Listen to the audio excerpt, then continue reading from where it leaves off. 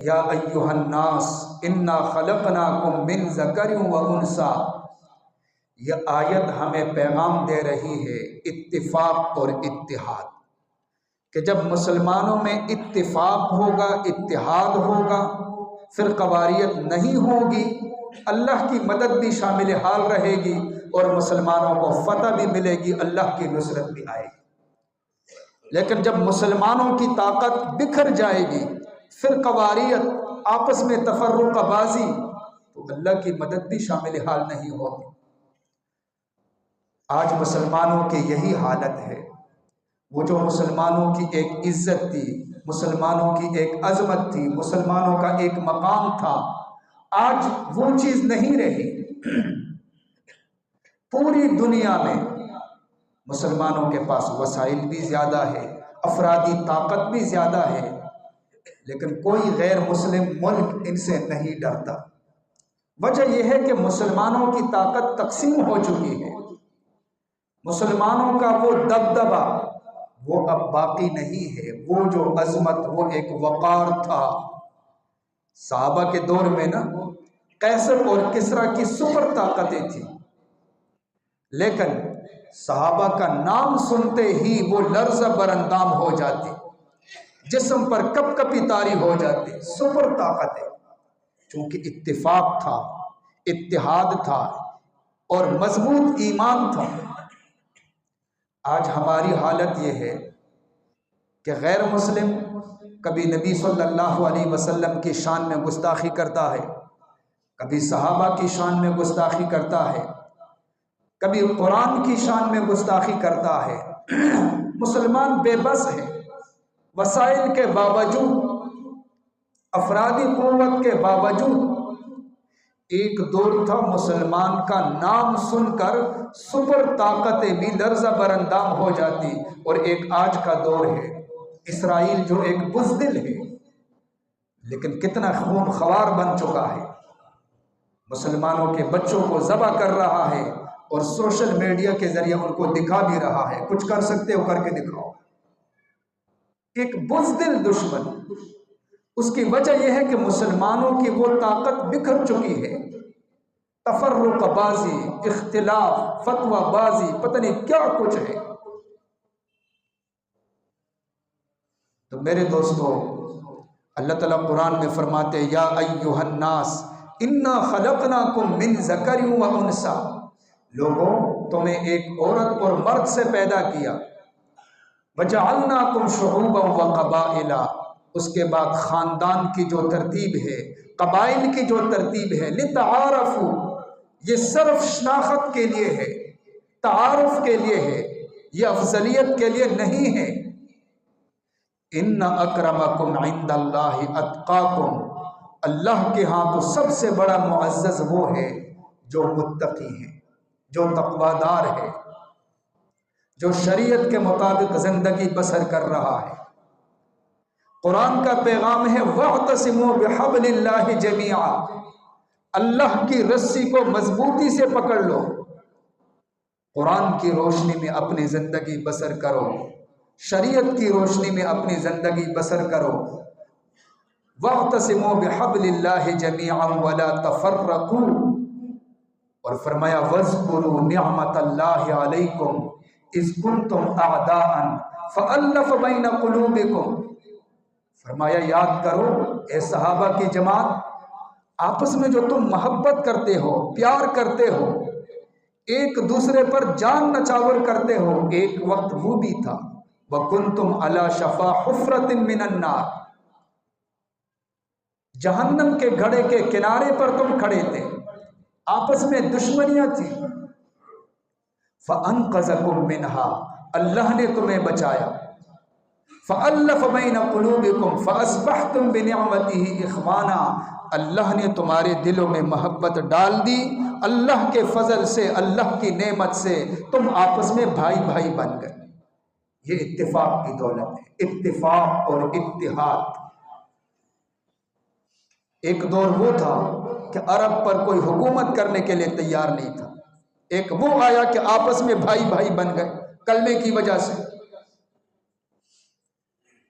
नबी सल्लल्लाहु अलैहि वसल्लम ने इस उम्मत के जोड़ने में बड़ी मेहनत की, और इस उम्मत की जो तरबियत की, इब्तिदा में उम्मत को जोड़ा, उम्मत को तैयार किया, बड़ी मेहनत की। ऐसी मेहनत की कि ऐसी उम्मत बनी कि आपस में कबाइल भी अलग थे, ख़ानदान भी अलग अलग ख़ानदानों के थे, अलग अलग रंग के भी थे, ज़ुबानें भी अलग अलग थी, लेकिन इत्तिफाक और इत्तिहाद की दौलत उनके पास थी। अगर देखा जाए ना तो सहाबा भी तो मुख्तलिफ ख़ानदानों के थे।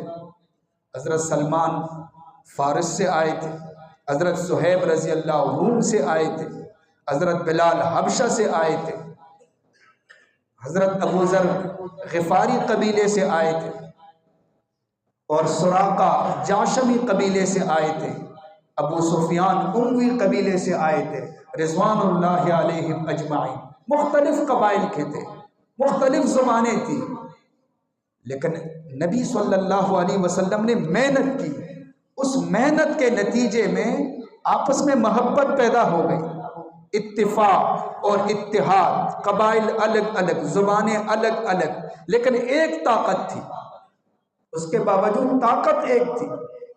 ऐसा जज्बा बना, ऐसा जज्बा बना और ऐसी मोहब्बत पैदा हो गई कि खुद प्यासे रहे, दूसरे साथियों को पिलाते रहे, खुद भूखे रहे और दूसरों को खिलाते रहे, दूसरों के लिए जान की कुर्बानी दी।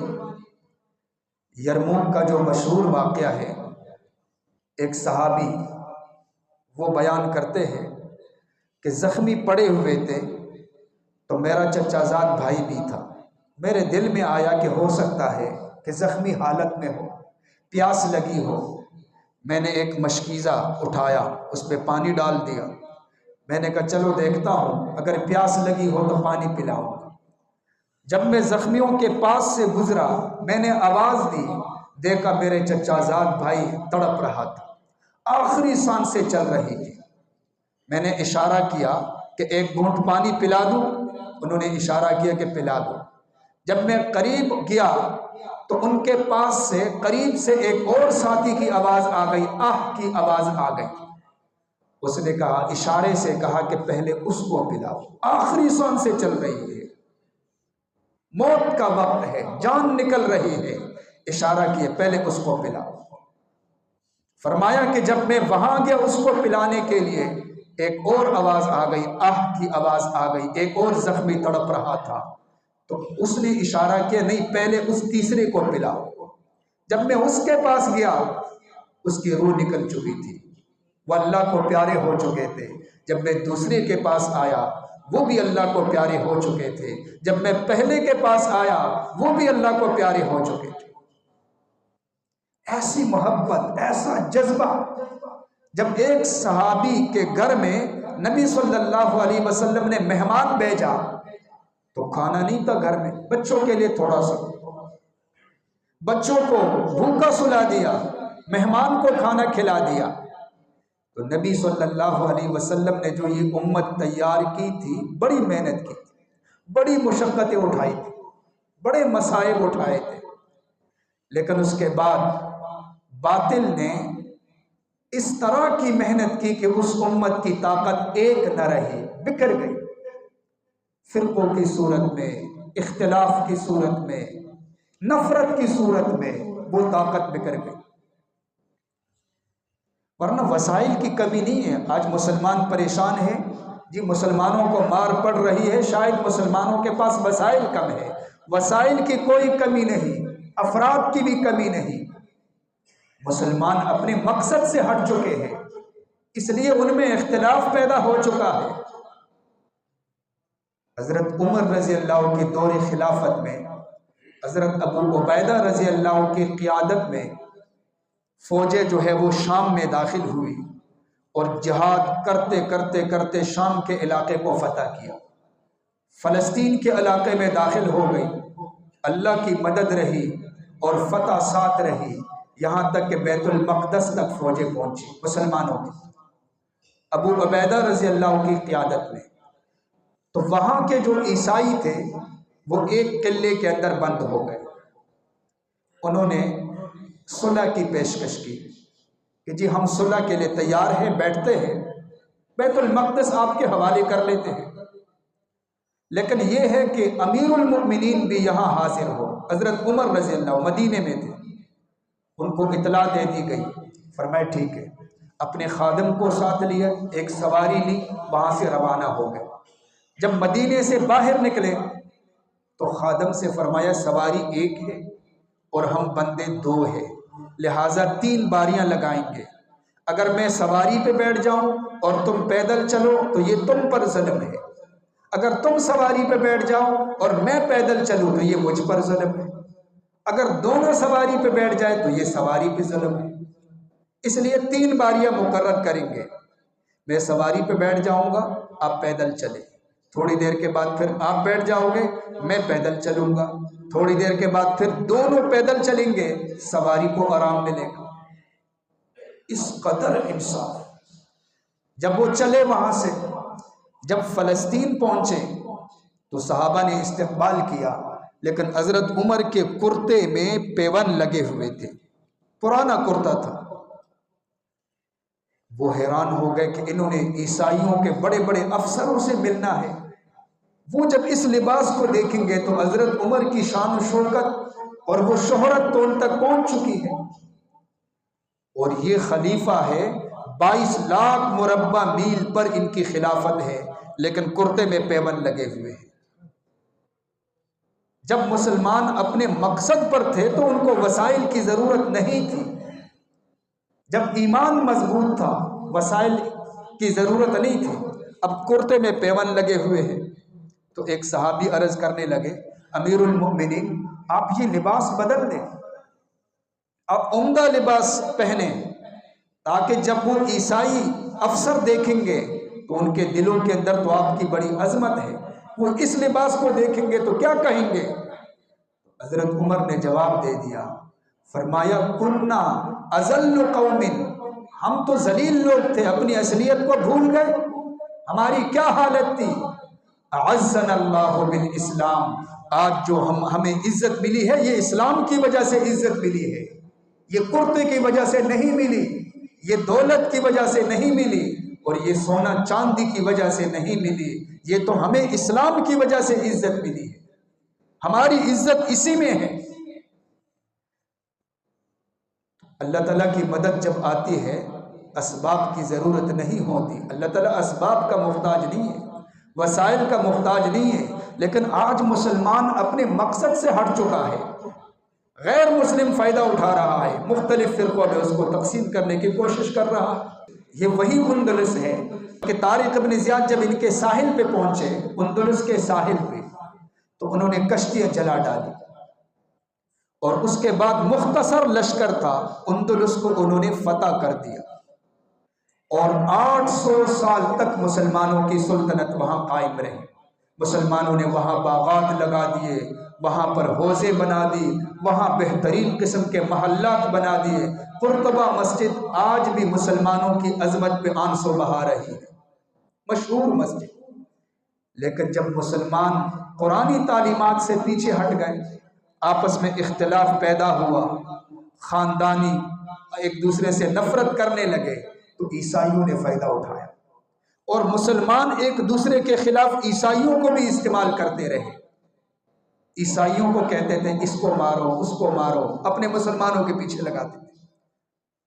फिर एक वक्त वो भी आया कि जब ईसाइयों ने हमला किया तो मुसलमानों को कत्ल किया, और कहा कि तुम्हारे पास 2 बातें हैं, या ईसाइयत कबूल करो या यहाँ से निकल जाओ। वो पहाड़ों की तरफ निकल गए। उन्होंने बड़े बड़े महल्लात बनाए थे, लेकिन ईसाई उसमें रहने लगे। ये इख्तिलाफ की वजह है। जब मुसलमानों की ताकत बिखर गई तो गैर मुस्लिम और बातिल ने फ़ायदा उठाया। बगदाद के अंदर भी ऐसा हुआ। बगदाद ये एक इल्मी मरकज़ है, मुहद्दिसीन वहाँ पैदा हुए, फ़ुक़हा वहाँ पैदा हुए। लेकिन जब मुसलमान अपने मकसद से पीछे हट गए, मुसलमानों की हुकूमत रही, लेकिन जब कुरानी तालीमात से मुसलमान पीछे हट गए, इख्तिलाफ आ गया, फ़िरक़े बन गए, मुसलमानों की ताकत बिखर गई, तातारी फितना उन पर मुसल्लत हुआ। हलाकू खान ने हमला किया और 1,06,00,000 मुसलमानों को शहीद किया। 1,06,00,000 मुसलमानों। और वहां मुसलमानों का सरमाया था किताबों की सूरत में, उठाकर दजला फुरात के अंदर तमाम किताबें डाल दी। तारीख की किताबों में लिखा है कि जब मुसलमानों के खलीफा को पकड़ा बगदाद में तो उनको कैद कर दिया गया। जब उन्हें भूख लगी तो उसने कहा खाना ले आओ। हलाकू खान ने कहा कि जाओ इसके महल में देखो। जब देखा गया तो नीचे ऐसे ज़मीन के नीचे जो है हौज़े बनी थी और ज़मीन के नीचे उसने ख़जाना छुपाया हुआ था, अशरफिया और जो है बहुत बड़ा ख़जाना, जवाहरात, अशरफियों की थैलियाँ मिल गई। हलाकू खान ने कहा कि इस ख़जाने को लेकर एक बर्तन में डालो और इस खलीफा के सामने पेश करो। जब पेश किया गया तो उसको कहा कि इसको खाओ। उसने कहा भाई मुझे भूख लगी है, मुझे खाना खिलाओ। तो हलाकू खान ने कहा कि ये आपने किस दिन के लिए जमा किया था? ये जवाहरात, ये अशरफियों के थैले, ये खजाने, ये क्यों आपने छुपाए हुए थे अपनी कौम से? जब आपका मुल्क तबाह हो रहा था आपने ये पैसा इस्तेमाल क्यों नहीं किया? अपनी सिपाहियों पर ये पैसा क्यों नहीं लगाया? तो जब मुसलमान अपने मकसद से हट जाता है तो दुनिया की मोहब्बत आती है